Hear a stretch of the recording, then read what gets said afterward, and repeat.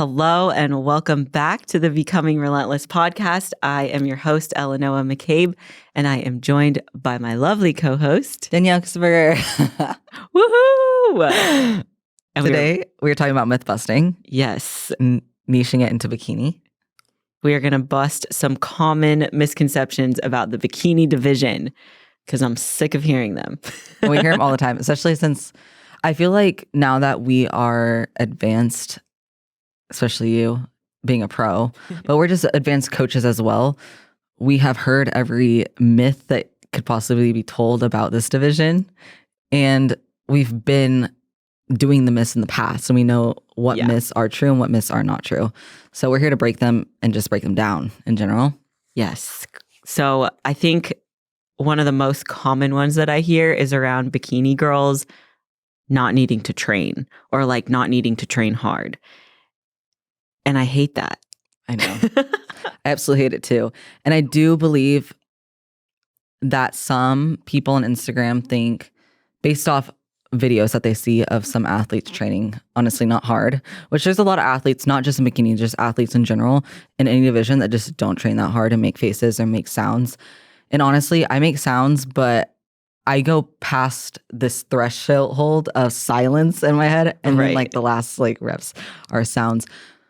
There are a lot of athletes that just don't train hard and they post that video or they post like reps and reserve, which is totally do your own thing. But we know when you're trying to achieve a high level goal as a competitor, no matter what division you're in, you have to train your ass off all the time. And I've personally experienced this past year, those weeks that you don't give 110% in your off season in any part of your journey, you see it in your physique. You literally see it in your physique.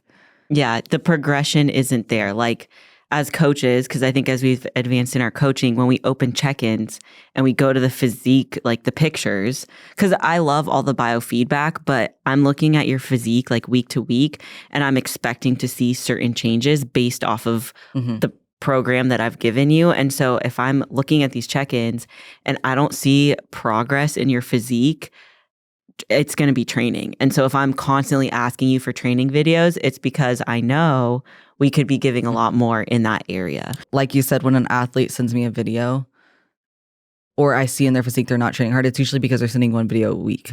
We don't want one training video a week, especially if you film just one, it's usually your best set or you in your eyes, your perfect set. We don't want to see your perfect set. We want to see 3 to 5 videos a week or more personally. And we want to see how hard you go into a set because we're going to fix that and you're going to see that in your physique when you check in.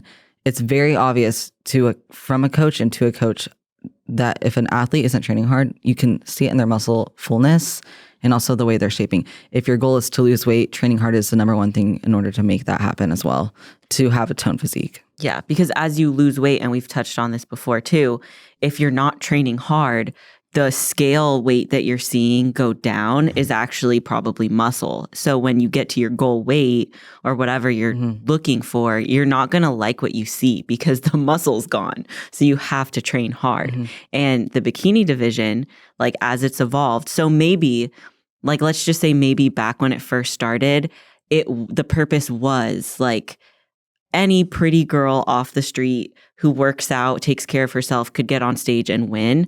Like that was the intention and that was the inception of bikini. But as it's evolved, the musculature on these bikini girls is insane. I agree. I will say, I remember when that was a thing where I would hear coaches or athletes look at someone who's pretty on the street and be like, wow, she could really do well in bikini. And that would piss me off because you don't even know how she trains. You don't know, like it just made me mad in a way of, not in a negative way, in a more so way of, in order to be competitive on stage in bikini, you have to train really hard. And like you said, these people who just hop on stage and don't train hard, don't place, they don't win, they don't do anything, they look small, they look skinny, there's no muscle development.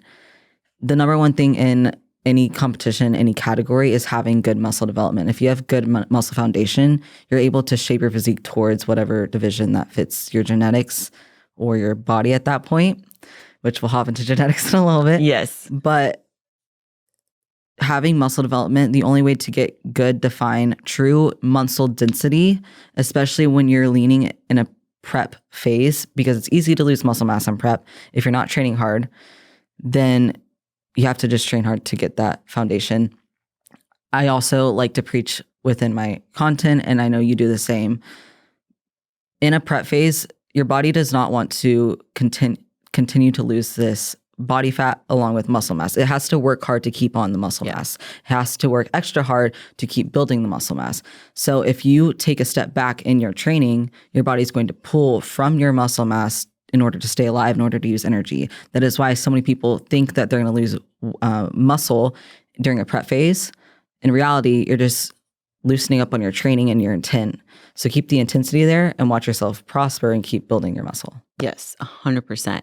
So I actually have a question, because I think before I got to where I was today, I used to think that people who were like, oh, you just have to train really hard. I was like, well, bikini's different. Like, bikini's nuanced because they don't care about your back or your chest development. But now that I am the coach that I am, and I'm a pro, and I've like walked the walk and been down the path, I realize you do have to train really hard. You do have to train back hard. You do have to train chest hard.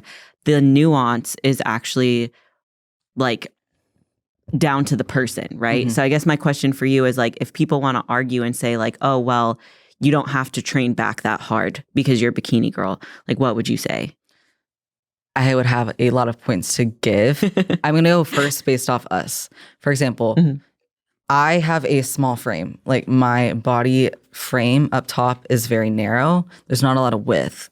They're looking for a V-taper in your front pose and especially in your back pose to have that small waist. If you have a small upper body, small lats, small back, you're not going to have a good V-taper.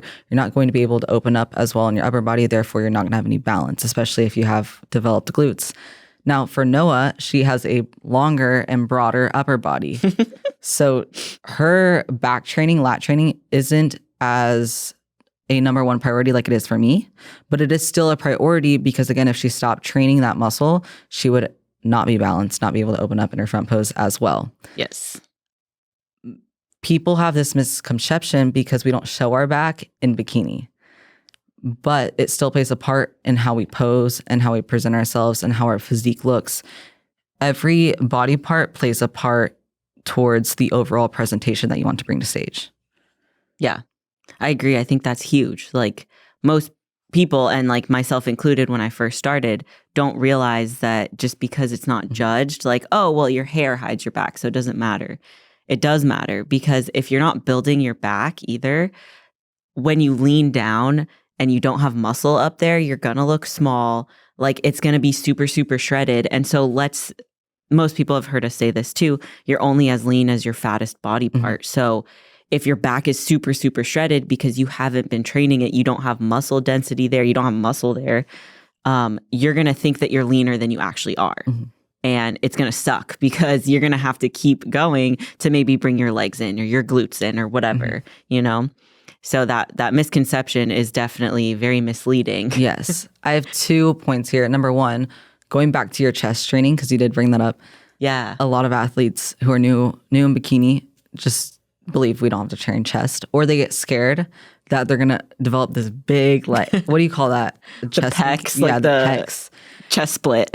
For example, I don't have like much going on here, but I still have to train chest in some type of way. For example, I would say this is definitely shoulder, but definitely some chest as well. Incline press, barbell. Yep. A lot of athletes don't want to go heavy on that because they're afraid that their chest is just going to start getting overdeveloped.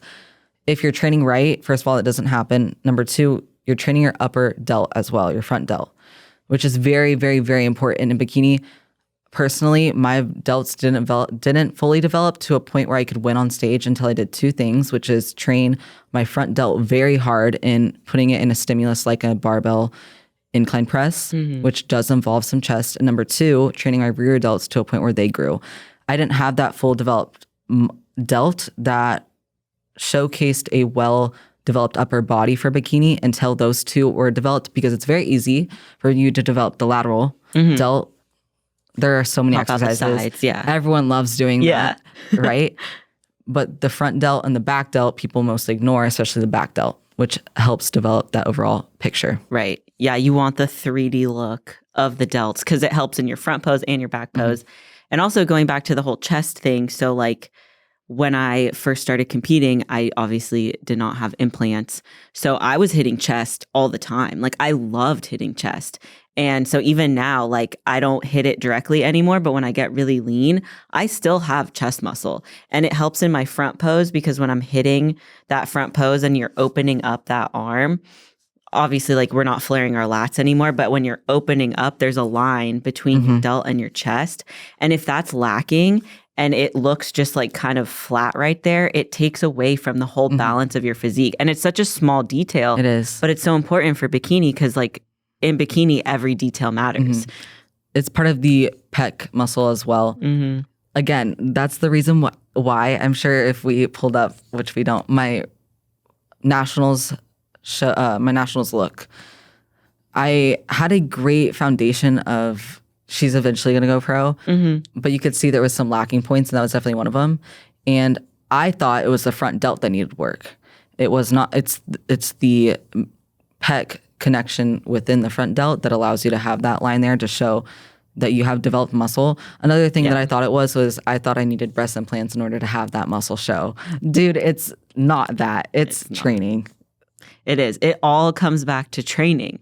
So when we hear that misconception that bikini girls don't have to train or they don't have to train hard or you don't have to train back or chest or arms, like those are just huge misconceptions. And y'all need to know, like we are bodybuilders just like everybody else. And it requires hard work. Like I would even say come train with us, which we don't really allow, but come watch us train. There's a reason, example, we don't allow people to train with us because we train so hard that we don't want them to bog down our training intensity. If you train around us, you'll see how hard we train. We'll definitely push you. What I was going to say, which was not on our notes, and we are in different places with this. Yes. Breast implants. So I do believe it definitely helps a physique look more developed in some areas upper body when the chest is developed with breast implants or just natural breasts, right? Personally, like I have small boobs. So before last year, 2 years ago, I used to think that I needed to get breast implants in order to place well on a pro stage. I do see that there's more people without them placing really well, like Lexus, Liana. Liana has them now. Liana got them, but Laura Lee, yeah. There's a lot more that are winning without them. Daraja was winning without them. Yep. Jordan Fisher, shout out, love her. Yeah. So that definitely makes me feel good inside. And I know it definitely helps a lot of other new athletes who maybe struggle with that same thing. Yeah. At the end of the day, it's muscle. I think the biggest point with that is that like getting breast implants, like that's a surgery. And it's a big decision. Like it alters your life. It really does. And I knew from a very young age, like I knew in high school that I wanted boobs. Like that was something that I wanted. Maybe originally it wasn't something that stemmed from like a confident place. But as I went through like college and like even before I got into competing, I just knew that was something that I wanted for myself. Like it wasn't for anything else. So when people are getting breast implants for competing, for the stage, or because they think that it's going to complete their physique in some way, I don't think that that's a good reason to get implants. So it's up to the person, and like whether you have them or not, that is not going to determine whether or not you place on a pro stage. Yeah. So I love that you're just like, I don't think I need them. Like, yes, side convo. For the longest time, it was mostly when I started competing, until beginning of this year, I would say like 3 months ago, I was definitely going to get them. And since I'm going through a lot more of like my self journey, I've realized the only reason why I'd get them is for competing. And it's not so much that, because I know if I get them, I'm gonna love them. I'm gonna love like how I look. I'm gonna feel really good. I also know there's gonna be a time and place where I just don't want them anymore. And I feel like my time and place for not wanting them is going to come quicker than not. Yeah. So I'd only have them for my competing season. There is no reason for me to go through 6 weeks off, a surgery, especially with how my digestion is, going through all that for 3, 4, 5 years, personally. Now, anyone else, if you want to do that, totally cool. Because I think they look freaking incredible. And every time I see someone with them that looks really good, I'm like, wow, makes me want more. I just know personally with how I just don't think it's the best decision for me if I'm just getting them to compete. Especially because the time off, I would argue that since my muscles are younger, it will affect me in a way that's more negative in terms of losing a lot of the work. And maybe that's just a self-limiting belief, but that's what I just... Well, and it's crazy because everything is so different with every person. So I've had friends get them and their recovery time 3 weeks and they're back in the gym killing it. Yeah. For me, because I did have so much muscle development there, it took me 8 weeks to get back. That makes sense. Recovery was rough. And looking back, I'm like, during that recovery time, mentally, it was so hard. And like you said, like obviously now I love them. My goal with getting them was like for me, I didn't want it to be obvious. So I got ones that were like very natural. Like I feel like half the time people can't tell. You can't really tell until I get like super stage lean. Then you're like, I think those are implants. But like in my day-to-day life, I feel like they look very natural. And that was my overall goal. But like you were saying, they don't last forever. When it comes time for me to like replace them or redo it, I don't know if I want to. Like I might just take them out and just be done with it because I've realized I love my physique with or without them, and they've added to my life for sure. But I'm also not like emotionally attached to them. I'm not like I need them to compete or I need them to feel good about myself. I could do without. So even having that realization and having them, I'm like, well, when it comes time to replace them in like 10 years or whatever, I might just take them out. Which is super cool. Yeah. And I thank you. I appreciate that. Yeah, that's a great mindset to have. I definitely think that there's like some unsaid pressure for girls like who get into competing and maybe they don't realize like that they think they have to have implants. And while it can help with your balance, like posing can help with your balance. Training your chest and like putting a little bit of muscle there can help with your balance. Like you don't have to go get a surgery to compete and like do well. So I love that you brought that up. That wasn't in our notes, but I love that was said because I think it needs to be said. It was definitely a myth / concern that I had for the longest time. Yeah. Up until my last competition when I did well. We're going to erase last year. But thank you for sharing your thoughts. And how long have you been competing for? 7 years. And did you always have them? No. So I started competing in 2017 and I got them at the end of 2020. So I did like 3 shows without them and I did fine. Like I placed well. Okay. Yeah. That's super interesting. I didn't, because I have only known you for with so them. long. Yeah. Yeah. So I did want to bring up this as well. A lot of times athletes, especially in bikini, I would say it's way more common in bikini than any other division, mostly because for one, bikini is all females who have less overall muscle than other divisions. Number 2, there are so many bikini athletes that are newbies. Like you don't look at a physique. There's what? If there's 200 bikini athletes, there's 30 physique, right? So there's just more bikini athletes. Yeah. Bikini athletes in general, usually you see so many athletes who have not lean enough or conditioned enough backsides on stage. And the front side looks good, and then you turn to the back and you're like, what in the crap just happened? Yeah. Like you're still in the off season. It's true. Yeah. And I know this frustrates some athletes, but it's always the newbie athletes unless it's someone who's been competing for a while and they just believe, I can't get lean in the back. If you feel like you cannot get lean in the back, even though you've been competing and cutting for so long, it's not because you can't get lean, it's because you're doing something wrong within your prep, or your coach doesn't have you dialed, or you're snacking and you're not hitting your protocols, or just not simply training hard. Yeah. Because any person can get lean.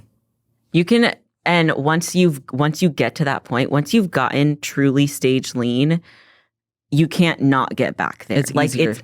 It's just getting to that point. The very first time that you get actually stage lean, stage conditioned, you're gonna have to do things that you've never done before. Like in terms of pushing yourself, nailing everything to a T. I agree.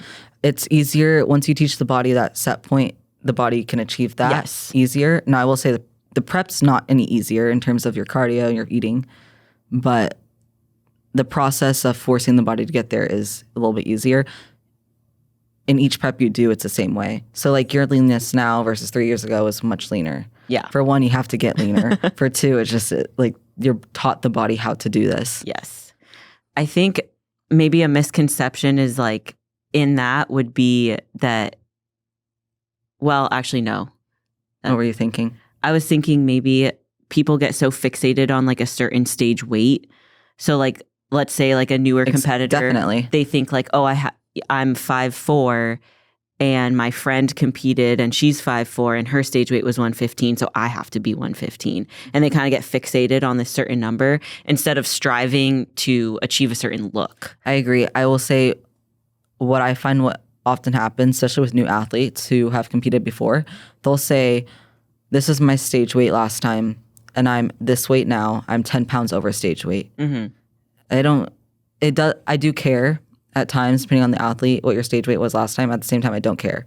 Because if you're with me, and most of these people are newer athletes or have competed once, I'm going to get you past the point that you were last time. This may mean you're more muscle mass or you're leaner and you have less weight. The weight is important, but it's not the most important aspect. I wouldn't even say it's top 3, maybe even top 5. Yeah. We personally go off looks. There's a point where weight does play a part, especially if you're supposed to be cutting and your weight's going up every 5.5 every week. Yeah, that's not good. Yeah, so yeah, something's something's off. But unless that's the goal, but the weight isn't the most important thing, especially if you hit 115 pounds on stage last year and you think you're going to hit 115 again. Throw that in the trash. That's not what's happening here. I think a good example is like even myself when I was doing that pro card run. So previously to joining Team Haley and previous to like being with Justin, my stage weights had been like 120. But I wouldn't say that I had gotten truly stage lean.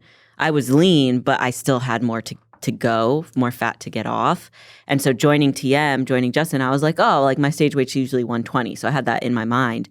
We got down to 117 and I won the overall here in Texas. And then we went to Pittsburgh and they wanted a slightly softer look from me. So my stage weight in Pittsburgh was 120.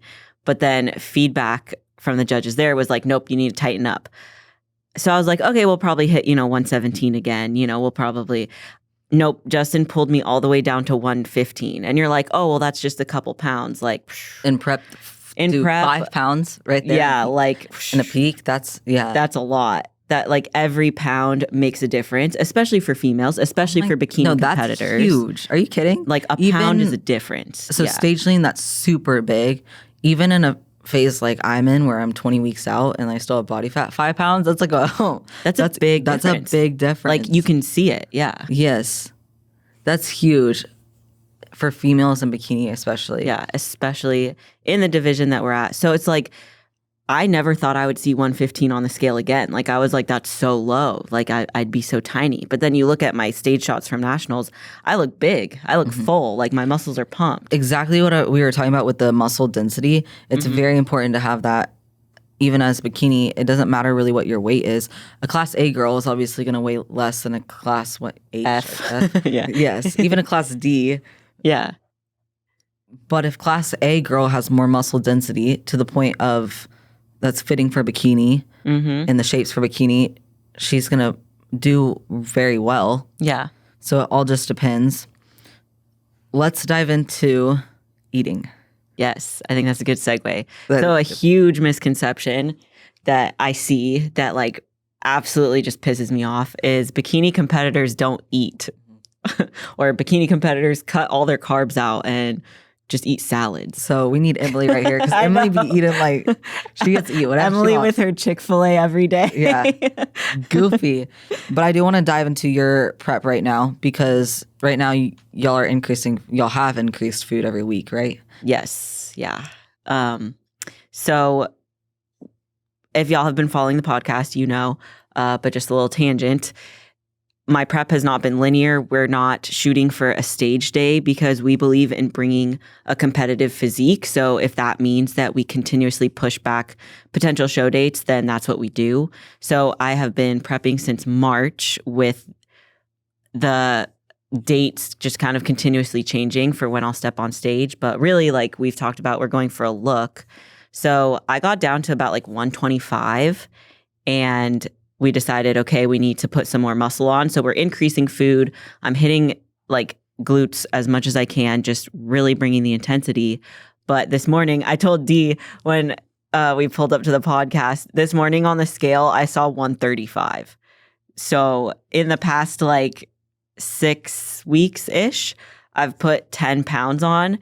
But when you look at my physique, like you don't see 10 pounds of fat. Yeah. Like you can tell I'm not as lean as before, but it's not to the point where you're like, oh, she's rebounding like really bad. It's intentional. Like we're putting this weight on. Yes. And I'm eating. That's a part of a reverse. Like a little off topic, but in the off season phase when you're reversing from a show, this is exactly what you should look like. This is the reverse phase. Yeah.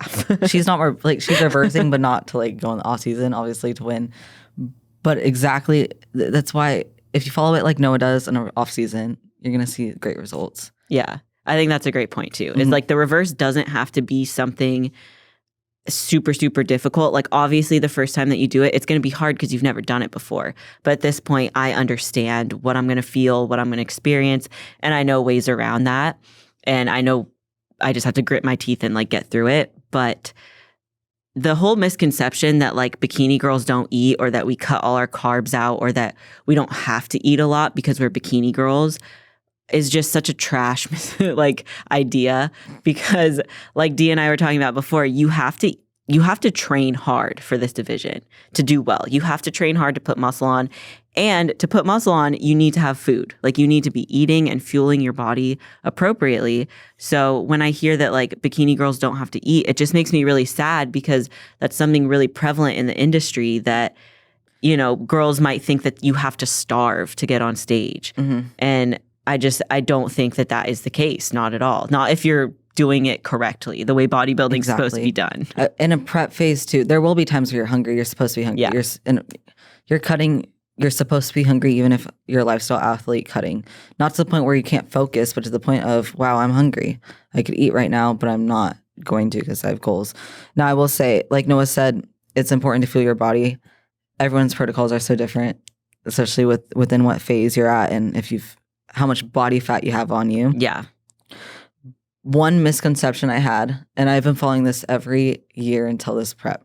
This prep right now, I'm on 4 meals a day, and I'm not going to change that. I'm going to stick till 4 for the rest of the prep for the next 5 months.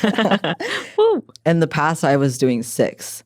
So like every 2 hours, every 2.5, I had to eat. I didn't care if like just had to. It was on my plan. That's what I'm doing. That's such a misconception. You do not. For one, personally, I don't believe in the eating 6 meals a day. Now, I will say if it works for you, cool. I'm going to argue for my athletes and how I protocol things. 5 meals a day is what I usually protocol for them, or 4. A lot of them want 5, so I'll do that. You don't need to eat every 2 hours in order to help your metabolism, in order to keep your muscle mass on, in order to feed your muscles. It is important to eat throughout the day. Yeah. I believe having 6 meals a day, especially if you're someone like me, you're just constantly eating. You're constantly putting food in your digestion. You're constantly making it work. It's never going to have a time where it's just relaxed and not working. Yeah. This is going to cause a lot of digestive issues. I also have had the best digestion I've ever had in my entire life. Like the best. Yeah. And it's so exciting because every single year until this prep, I would say until this prep started, so 6 weeks ago, I've had digestion issues. Ever since 6 weeks ago, when I was on my 4 meals a day eating, I eat around the same time. I allow my digestion to have an hour of being hungry, not like starving to the point of, oh my God, but being hungry, letting it like sit there and having my digestive enzymes, obviously. My digestion's never been better. Yeah. So I do believe, personally for me, and if you're someone with digestive issues, allow your stomach and your bowel movements and your gut to have a time where there is nothing happening. let it just not digest food. Yeah. I think this is so important. And it's definitely something that I learned this year as well, because I used to be the same way. I used to think, 5 to 6 meals a day. That's what I had to do as a bodybuilder. But same thing, I'm on 4 and I love it. And I think that this might be an unpopular opinion, or people might have an issue with this. I don't know why. But I think that psychologically, people convince themselves that they need 5 or 6 meals a day as a bodybuilder. And it's purely driven off of emotion. I think that 4 meals a day is perfect. It's optimal, but people like to snack, or they like to constantly be eating something or have something in their stomach. And they're not okay with just sitting and being hungry, like slightly hungry. You don't have to be starving, but when's the last time that you were sitting there working and you felt like your stomach was empty? Like most people, as soon as they get like a craving or they get slightly empty feeling, they go snack or they go have a meal, and you're just constantly filling yourself up. Your digestion doesn't have a chance to take a break. Like you wonder, why am I starting to get bloated all the time? How come my bowel movements are different? Like it's because you're not allowing yourself to just be. Yeah, exactly. Yes. And that I'm not speaking from a place of like, oh, you guys need to be hungry and blah. Like I used to do that. I know what it's like. I used to have an emotional drive to want to feel full all the time. Now my drive is like, how long can I go through the day between my meals to get truly empty? Because sometimes I eat my meal one, and if I eat in a stressed state, like because I know I need to work or whatever, that meal doesn't digest well. Then time rolls around for meal 2 or whatever. If I still feel like there's food in my stomach, if I still feel like I'm weighed down, I'll push it back. I'll wait until I'm truly like digested and empty. And I think a lot of people just have an issue with that. They're like, nope, I have to hit my meals. Exactly. It's the emotional attachment to food for the snacking. Yesterday I was sitting in my kitchen and I was like thinking about how in the past I would sit there and just think about my next meal. I'm so excited to eat meal 3. But now it's like, who cares? Yeah. Who cares what meal 3 is? Who cares? Just listen to your body. At the end of the day, you're doing this for a goal. You're not doing this to eat food on a timely basis. You're not doing this to snack all the time. You're not doing this to not feel hungry in a prep phase. You're doing this to win on stage. The best way you can win on stage is by listening to your body in terms of respecting your digestion, respecting your gut health, respecting what you know is best for your physique. Yeah. I used to think that missing a meal was like going off plan, and that by not eating my meals for the day and having lower calorie intake for that day, that somehow my metabolism was going to downregulate from that, and that I was shooting myself in the foot. Like I had all these misconceptions about it. But if you sit and think about it, like just think about it truly from like a physiological perspective. If your food that you've eaten is not digested and your body's not partitioning those nutrients appropriately, it doesn't help to stuff more food down at all. Like that is not going to help you build muscle. It's not going to help you lose the body fat that you're trying to lose. Your body is struggling to digest the meal that you already gave it. So why would you pile more on top of that? Agreed. And just learning that and sitting back and really thinking about it, I was like, oh, I don't have to eat meals every 2.5 hours. And now that I've seen the light and I've switched my perspective, I like can't go back to the other way, you know? I agree. Another thing on digestion too, same thing with periods, which is another conversation. But if you mentally are so stressed towards getting a period, if you're mentally so stressed towards having a great digestion, so much to the point where you just don't sleep. That's all you think about is that. You're stressing your body out so much where it's not going to work in your favor. Yeah. And I've seen that with athletes. I've seen that with myself.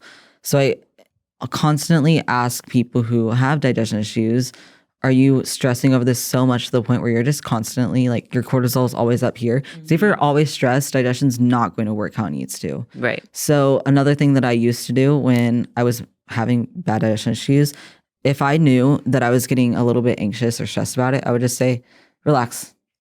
Don't care about it. Don't think about it for the whole day, the next 24 hours, the next 3 days. Just do you. Don't think. And it would help. Relax your body, because your body's cortisol when it goes high, and you're eating or your digestion's off, your digestion's also going to take a sleep down. Yeah. 100%. It's, what's that saying? It's like kind of cliche, but I feel like people say it all the time where it's like where your focus goes, your energy flows. So if your thoughts are constantly focusing on that one thing and all of your energy is going to be focusing on that one thing, you're actually taking away from the other things in your life that you could be doing that could help that along. So I like what you said. It's kind of like, just tell yourself, hey, don't worry about it, move on, relax. Like, for me, if I tell myself not to think about something, then it's almost like saying, like, don't think about a banana. We all just pictured a banana. Banana. Everybody has a banana in their mind right now. I know you do. So if that if that doesn't necessarily work for you, some things that you can try to like almost distract yourself or shift your focus. For me, it's very like bodily. So I'll go splash cold water on my face, like literally something that shocks my system and kind of switches my gears. So like cold exposure, going outside in the sunshine, just things that take you out of your head. Because for me, if I get too lost in my own thoughts, it's hard to get out of that. But if I can physically take myself out and refocus, that helps a ton. I love it. I know that was a tangent, but one thing that, so I was reading last night, it was perfect timing, about the mind. And in this book, it's called You Can Heal Your Life, which I'm pretty sure I've talked about a million times. In this section, it said, you actually control your mind and what you want to think. The mind doesn't control you. And I believe you have to teach your body to do this. So you got, just like anything, you teach a muscle how, if you're training a muscle in a squat and your knees always cave in, and if it's been doing that for 5 years now, well, that's its habit. So squatting and pushing your knees out, it's going to be new. So your body's going to want to rebel against you, and it's going to be harder, right? You have to train your mind to do the same thing. So last night I wasn't tired, but I was like, I know I'm tired deep down. Mentally, I want to work. I want to keep active, but I was tired all day. There's no way that right now, 9 p.m., I'm ready to go. Yeah, there's no way. So I said, instead of believing and choosing that I'm awake and ready to be active, I'm going to mentally choose that I'm tired. And I know this, some people are like, you can't do that. Teach your mind how you want to think. Same thing with negative thoughts and positive. Right. If you've always, I've done this, like I'm recognizing with myself more right now, some of the negative thoughts in my mind or some of the first thoughts I have sometimes are negative. I've always done that. It's a habit. If I want to teach my body, my mind to do differently, I have to literally choose every day, constantly, to choose positive or choose a different way of thinking or choose to switch my mindset. My mind wants to rebel and go to the other one. And that's when most of us say, oh, we can't do that. We can't switch our minds. Yes, you can. You taught your mind to think this way in the first place. yeah. Whether it was you subconsciously doing it or you grew up and everyone was negative around you, so you've been taught to think negative as well. You can teach your mind to think positive. So you just got to have to work with it and take time to think the other way around. So that's the same thing that you were saying. If you constantly feel like, which I agree, someone says banana, not think about a banana, well, you're going to picture a banana naturally. But it's our choice to continue to picture the banana throughout the day. Right. To like pin that banana as a thought in your mind and constantly see it, or to just like ping, like it pops up, but then you let it go. Like just not identifying with the thought, just like, oh, there's that thought, and then letting it go. That's a great point. Yeah. I love that. I love that so much. Posing. Yes. Oh, posing misconceptions. You're talking to the people who... Those are huge. Oh, gosh. Yeah. Honestly, I'm just going to say it. I think we're the best posing coaches out there. Yeah. I'm not trying to be... Just stating facts. Posing misconceptions. As two coaches, it's posing always evolves, right? It does. So every year, like, it's fun to watch it grow, just like a baby or a human. Misconception would be you're just gonna wing it on stage. You don't need to practice facial expressions. Dude, everyone's shocked on stage. It doesn't matter how advanced you are. You're gonna get some little nerves, some excitement. The adrenaline could kick in. Like you could practice for 16 weeks and then get on stage and shake because the adrenaline, like, and athletes will do that and they come back and they're like, I don't know what happened. Well, trust your coach. We know what happened. Yeah. We told you this has happened. Yeah. It comes down to like preparing. But like what you were saying, I don't think people realize like details like facial expressions. They count. They matter. Like it gives your overall presentation something. And just to take it back to what you first opened up with, like because posing evolves every single year, the recent years, so what I've noticed the trend, and you can correct me if I'm wrong, but we started getting like very sassy and like flowery and like lots of overcomplicated movements, for lack of like a better term. And now they're pulling back. They want simple. They want your routine to be like classy and elegant, but quick, simple. Show your physique, show your strengths, hide your weaknesses, and go. Like They want you in and out. yes, exactly. There's a lot of routines that are based off last year. And this year's come vastly different. Yeah. Vastly. I will say that the posing sessions that I'm having still provide a lot of information. They're just less, they take less time because you don't have to teach an athlete how to be sassy. You have to teach an athlete how to be unsassy most of the time. Take out the extra steps, take out all the extra hands, and get to the point. Yeah. We don't want to see your arm sass 3 times. We want to see your glute once. Yeah. So keep it short, keep it simple.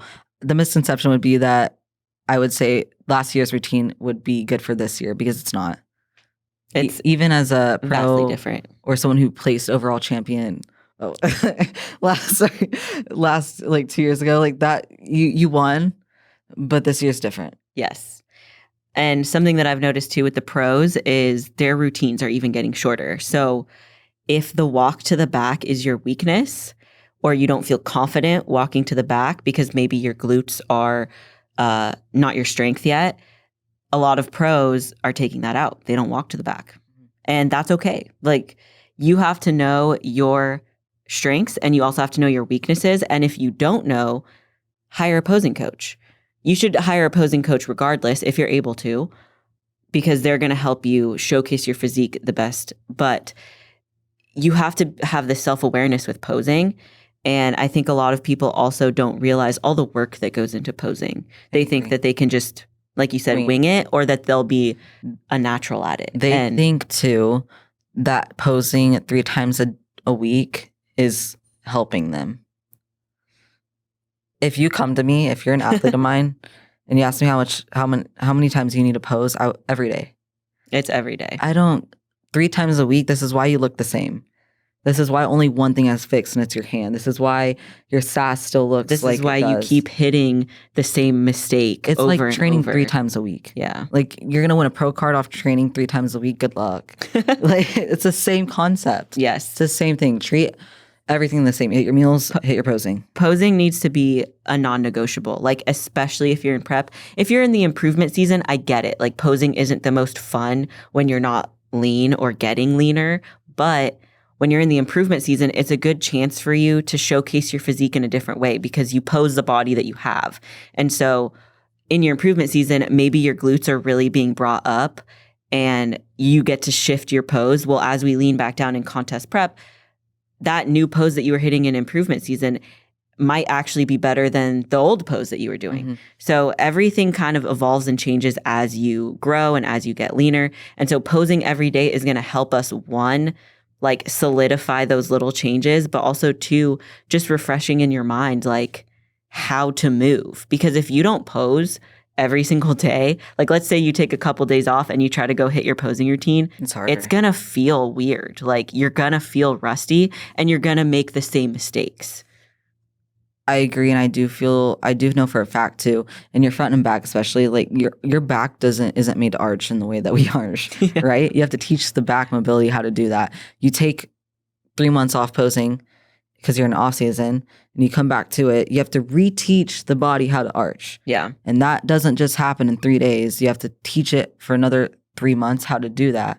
So That's why a beginner athlete's arch is so much weaker and looks like they're not even arching compared to advanced. Yeah. Because a lot of athletes say, this is as much as I can arch. And I know, and mentally that's as much as they can arch. But I'm like, is this an arch? And it's not in a mean way. It's like, okay, you're there. They arch feel 24/7. that they're arching, but there's what we're seeing, it's like that's not your arch. That isn't, yeah. So, but it's all teaching the back how to do that. Yes.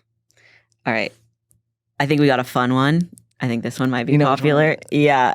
I was waiting to say this one earlier because I didn't read on the notes yet. And I was like, I'm just going to jump in. Yeah. And I read and I was like, oh no, I got to wait. I think this is a good one to end on because I think it's a very popular misconception. But I think that there's a lot of nuance in it as well.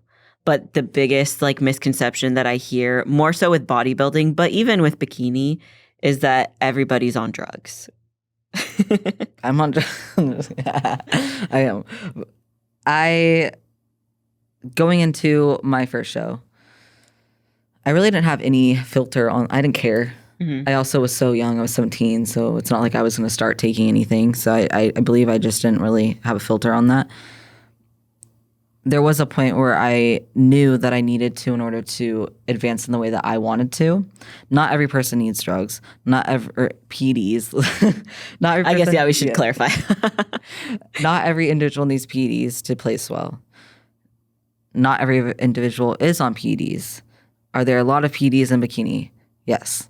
Yes. So I would say that there's multiple misconceptions here. One being that bikini, you don't need to take PEDs because it's bikini.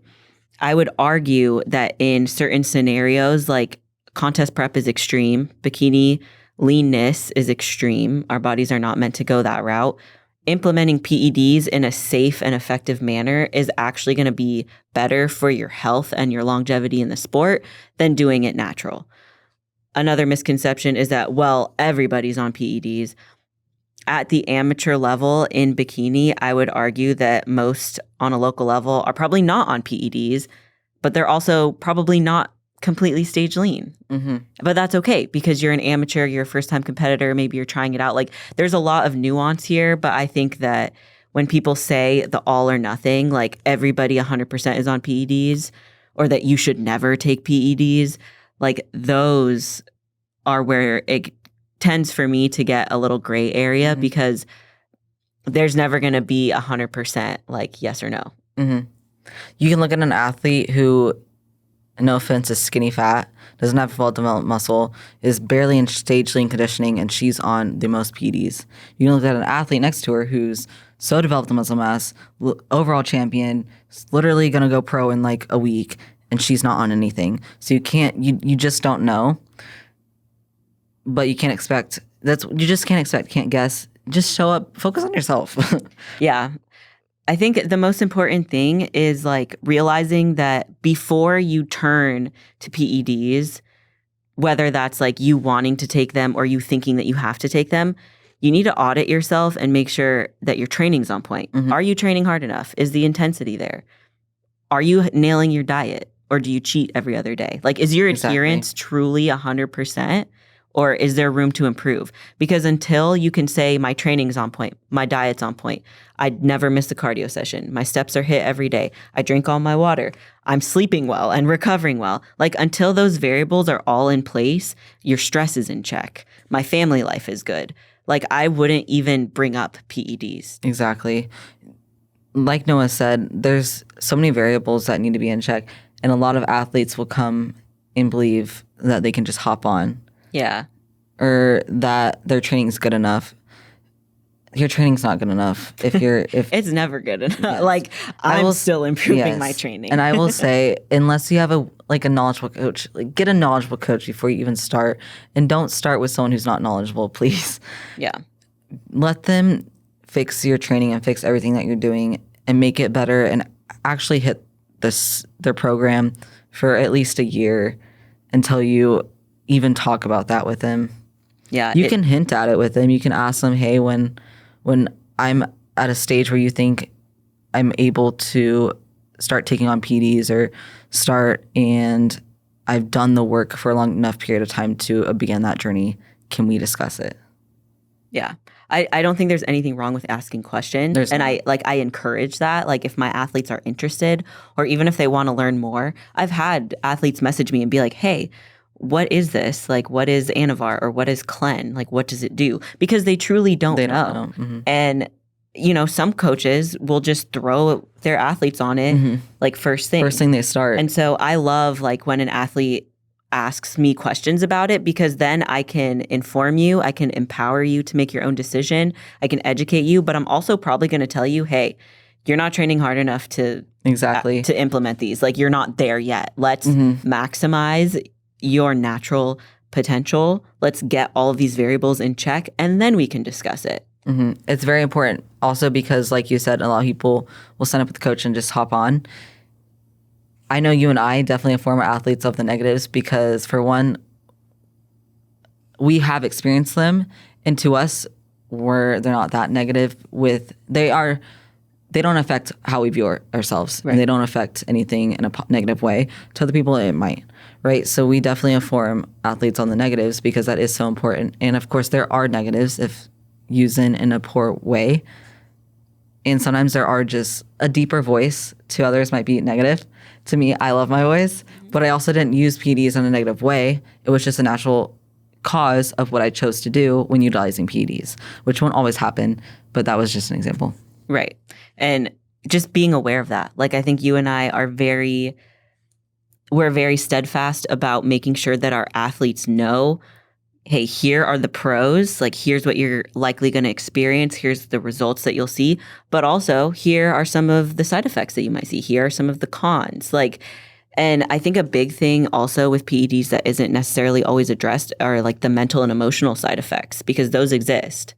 Definitely. And I don't want to dive too deep into PEDs We're gonna on do this podcast one, because we'll do a full podcast on it, but I did just want to address that in misconceptions, because I think that there's a misconception that like everybody on stage is on PEDs. No, that's not true. Or that you have to take PEDs to be successful. No, that's not true. But I do think that there's like a time and a place. There's ways to use them in a way that's going to actually help your health, like in a contest prep phase. And there's also ways that you can get to stage without them. So it kind of depends on the athlete, depends on the coach, depends on a lot of factors, a lot of variables. We'll do another podcast diving into it. Yeah. And our experiences. Yes, we absolutely will. I think that those were all of the misconceptions that we want to talk about today. There's a lot of myths. So if you guys would like us to debunk any other myths, please let us know. But for now, I think we're good. We'll hit you up. Yeah. Next week. Heck yeah. We'll be coming at you again very soon. Thank you guys so much for listening. We really appreciate it. Make sure that you like us on YouTube, you subscribe, share us across social media. It really helps get our podcast out there. And we just really want to be able to help y'all, help impact y'all, and make you more relentless than when you arrive. And we have some extra stuff that I wanted to add in. Oh, yeah. Please go for it. So obviously, Noa and I are taking another step further with the podcast. That's why we have this. It's just going to be us for Niche and Bikini, like we discussed last podcast episode. We're actually going to come out with some apparel and some things like mugs, just a lot of different stuff that we can give out for challenges, and we can give out online as well. And you can just buy and support anything that y'all have ideas for us and you'd like to see us deliver or us discuss. Like Noa said, we're here to do that. So hit us up. Yes. We just want y'all to thrive and grow and prosper. And I love the apparel and also mugs and maybe like gym bags or something. Gym bags. Because I think it'd be a really great way for us to give back to y'all as well. Just thank you for listening to the podcast and like supporting us. And we want to do things to help y'all. That's why we made this. This is for y'all. Yes, it is. And we're good at what we know. So why not just share it? But thank you for tuning in. So like, subscribe, DM us if you need anything at all. Yes. And have a great rest of your week. Peace.